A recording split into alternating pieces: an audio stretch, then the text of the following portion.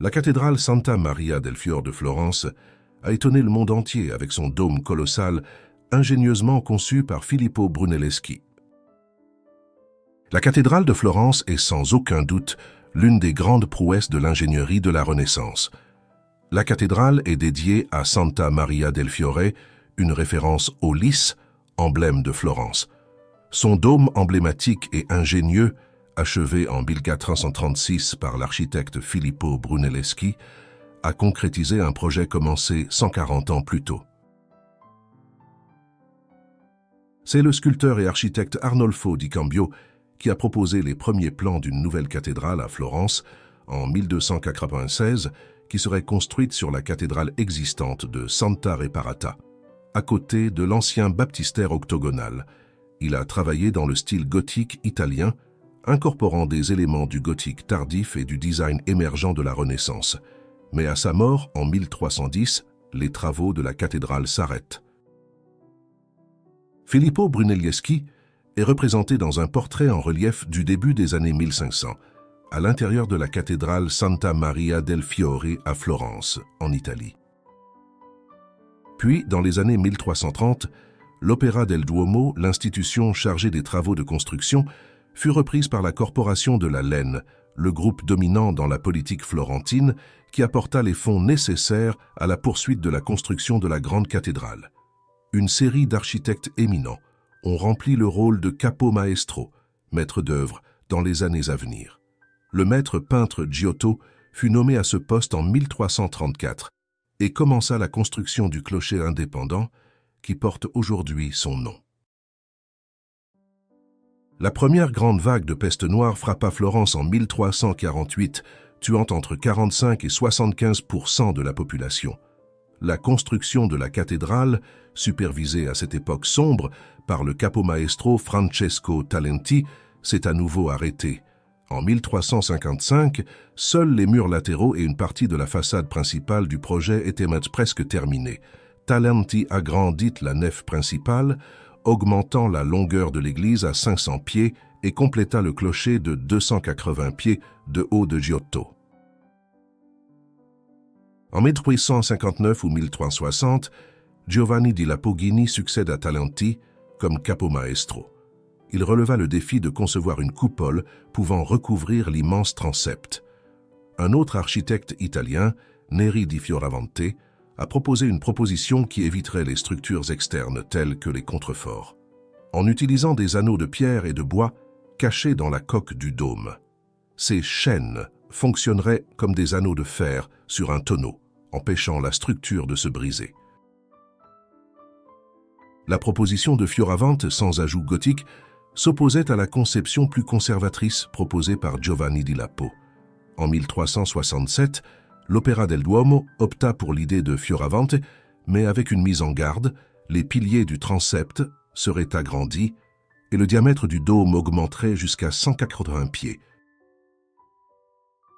Fioravante a relevé le défi en proposant un dôme à double coque, une couche intérieure robuste, sur laquelle reposerait une seconde peau plus légère pour se protéger des éléments.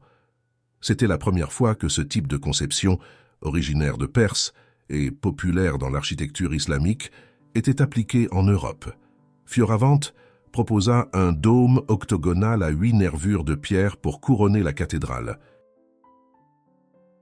Fioravante a proposé un dôme à double coque, une couche intérieure robuste sur laquelle reposerait une seconde peau, plus légère. Fioravante a créé une maquette, ou modèle réduit de sa conception, qui a été exposée à l'intérieur de la cathédrale inachevée. C'était devenu un objet de foi que le plan pouvait et serait mis en pratique. Chaque année, l'Opera del Duomo et ses architectes prennent serment sur la maquette et sur la Bible, réaffirmant leur engagement à achever le dôme comme spécifié. Personne ne pouvait douter de leur fervent soutien au projet de Fioravante. Mais était-ce réalisable? En 1418, une fois la base du dôme terminée, l'Opéra du Duomo lança un concours pour trouver un architecte qui ferait du dôme une réalité. Connu de ses amis sous le nom de Pippo, Filippo Brunelleschi est né à Florence en 1377 et a passé son enfance dans la maison familiale en face du chantier où la cathédrale prenait progressivement forme. Peut-être que le fait d'avoir grandi à l'ombre de la Santa Maria del Fiore inachevée et de voir la maquette du dôme de Fioravante à l'intérieur a inspiré Brunelleschi à comprendre comment un dôme aussi ambitieux pourrait être construit. Dédié à Jean-Baptiste, ce bâtiment fut consacré en 1059 et achevé dans les années 1100. Les portes en bronze d'Andrea Pisano ont été ajoutées au XIVe siècle. Un siècle plus tard, le concours de conception pour un autre ensemble de portes élaborées a été remporté par Lorenzo Ghiberti. Son rival dans la compétition était Brunelleschi, futur constructeur de la coupole. Devenu célèbre en tant qu'orfèvre et sculpteur, Brunelleschi participa en 1401 à un concours d'architecture pour créer de nouvelles portes pour le baptistère San Giovanni de Florence, le bâtiment octogonal qui jouxte la cathédrale. Le défi, un ensemble de portes encore plus magnifiques que celles conçues 70 ans plus tôt par Andrea Pisano. À cette occasion, Brunelleschi a perdu contre Lorenzo Ghiberti. Vaincu, il s'installe à Rome avec son ami Donatello et, pendant les 15 années suivantes, il se plonge dans l'étude de l'architecture romaine antique. On dit qu'il a redécouvert les principes de la perspective linéaire développés par les Grecs et les Romains. Brunelleschi revint à Florence entre 1416 et 1417. Lorsque le concours pour la conception du dôme fut annoncé en 1418, Brunelleschi était déjà l'un des favoris, avec son grand rival Ghiberti. Les propositions soumises devaient toutes coller étroitement au design de Fioravante. Les juges recherchaient vraiment un nouveau système d'ingénierie pour soutenir l'immense dôme pendant sa construction. Certaines propositions prévoyaient des supports en bois, soutenant les murs du dôme lors de son ascension. Une autre alternative consistait à remplir le transept de sable pour créer un monticule sur lequel reposerait le dôme pendant la construction, une solution rejetée par l'Opéra del Duomo. Brunelleschi, quant à lui, a proposé une proposition surprenante et radicale. Il a affirmé qu'il construirait le vaste dôme sans utiliser aucun système de support. Cette idée fit sensation. Personne ne pouvait comprendre comment cela fonctionnerait. Bien que Brunelleschi ait refusé de révéler les détails techniques, il était un architecte tellement respecté et avait si bien réalisé d'autres projets pour la Guilde de la Line qu'il a décroché la commande. En 1411, son projet audacieux fut approuvé à condition qu'il en partageait les plans avec son rival Ghiberti. La même année, un mémorandum était rédigé énumérant les principes structurels du projet. Brunelleschi a confirmé que le dôme aurait une double coque et a inclus les dimensions des anneaux structurels. Il a souligné une fois de plus qu'il le construirait sans aucun soutien extérieur, mais la manière exacte de le construire restait floue. Aujourd'hui, aucune documentation n'explique explicitement son ingénierie derrière le dôme. Une grande partie de ce que l'on sait vient de l'observation et de l'analyse du travail fini. Au début de la construction du dôme, Ghiberti, déçu, et sa faction ont utilisé divers stratagèmes pour saboter la proposition de Brunelleschi. Ils l'ont accusé de s'être écarté du projet initial de Fioravante et d'avoir commis des erreurs structurelles lors des travaux de construction.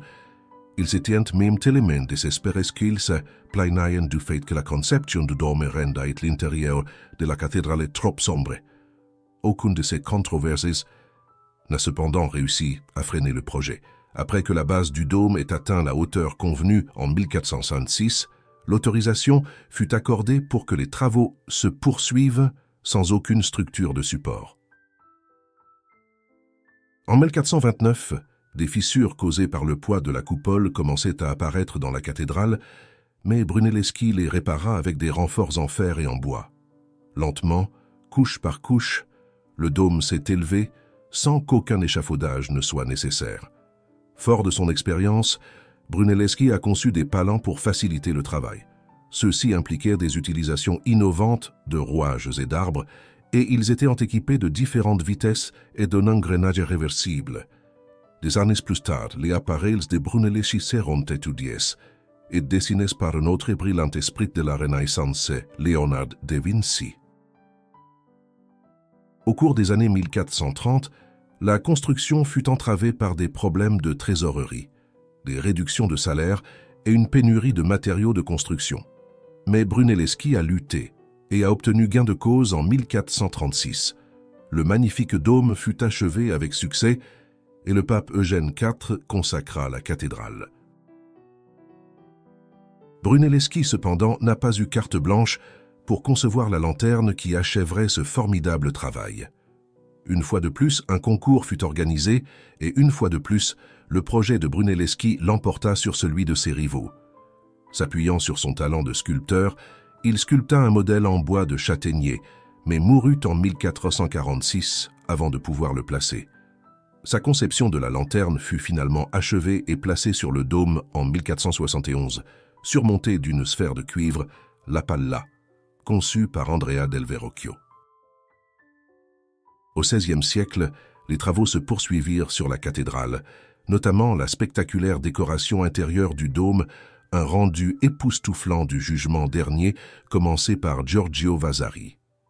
La façade de la cathédrale est restée inachevée et a été démantelée en 1587.